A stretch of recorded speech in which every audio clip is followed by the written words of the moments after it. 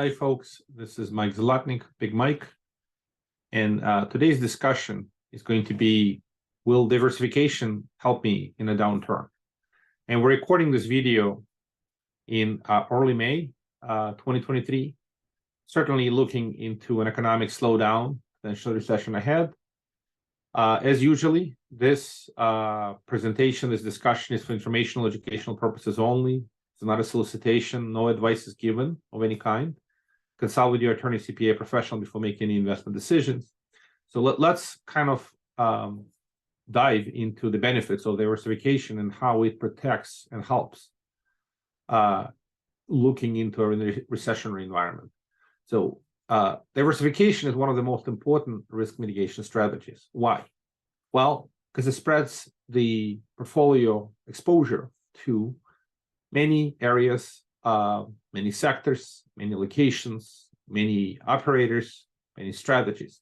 By investing into well-diversified portfolio, you're mitigating risk. That's one of the most important things of what folks are concerned about in a down market. Now, some of the building blocks, how do you diversify? How do you build a diversified portfolio? It's a different conversation. One of the easiest way to build a well-diversified portfolio is to participate through well-diversified funds. And these funds become single entry point access into broad range of strategies, as I mentioned, different dimensions of diversification. This is the way I like to put it. Now, what happens if you have you're already in a fund or funds like this versus if you're considering to go into a fund or funds like that, diversified funds? So here is the comparison, right? By being in funds like this, you have broad spread of your capital among many strategies. You are mitigating your exposure to risk. Doesn't mean it's risk-free. There's always risk. But if a single deal goes bad and you are in that deal, all your capital is going to be lost. So from that perspective, you have very substantial exposure through single properties.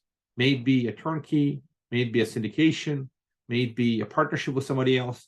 If a single asset goes bad for whatever reason, you could lose all your capital. If, on the other hand, a diversified fund has a bad asset and it loses that investment, its loss is generally fairly small. Could be 1%, 2%, depending on the fund allocation strategy. But just want to make sure folks understand the difference.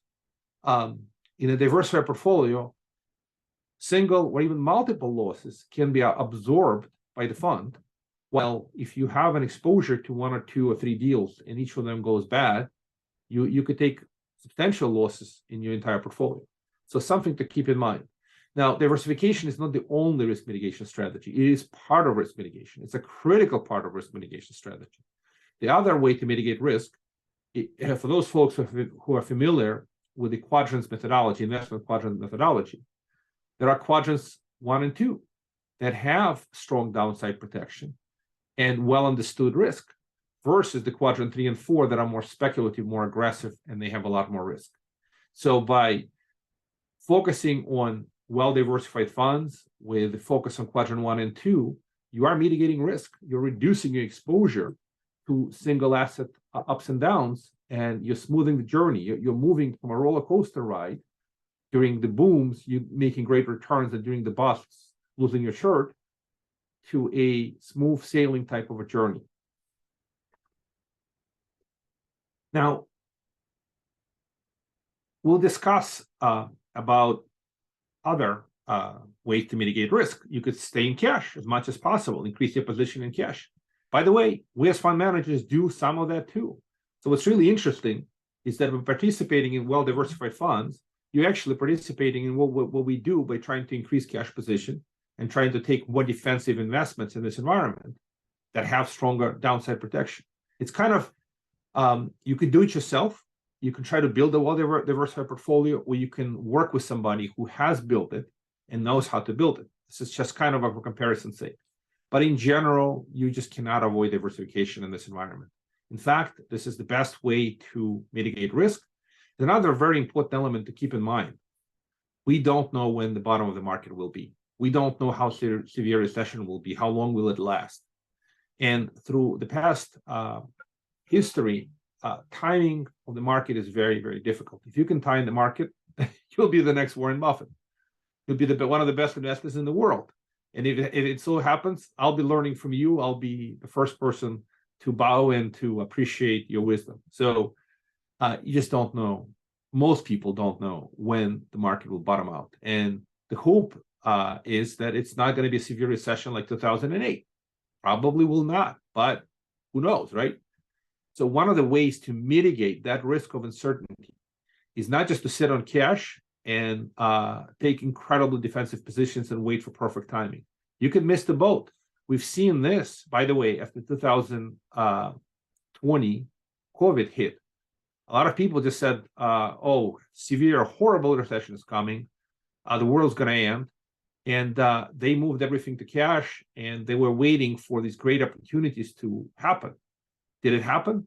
No, the market just took off. We don't know when the market will actually hit the bottom, how long it'll stay in the bottom, how severe the bottom is going to be. Now, I'm not saying this to paint a rosy picture. This is just more of a concept that is very difficult to predict the future. Future prediction is incredibly difficult. It's a crystal ball question, and I cracked this joke before. I used to have it. It broke. I can't find another one for sale. If you know one, well, let me know where I can buy it. So in this environment, the dollar cost average, gradual investment over time, is a way to go.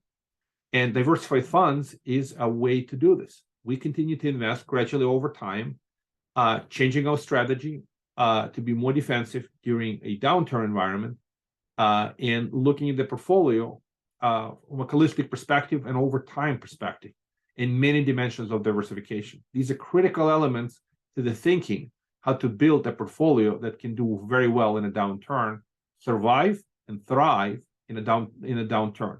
What's also very important, and we'll discuss it further in another video, is the fact that you just don't want to, not only you want to survive, you want to thrive. And a thrive element is that when great opportunities start coming in as a part of a downturn, as a part of a recession, well-diversified portfolio of a fund can actually take advantage of these new opportunities and come in with fresh cash, investing into great deals. So in a downturn, this is one of the ways to think, when can I come in with fresh cash? When can I deploy it? And don't try to time the market. This is very hard. Do it gradually over time, looking for the best deal at every environment. And over time, this portfolio will become smooth sailing. Appreciate your time and attention. Until the next discussion. Thank you.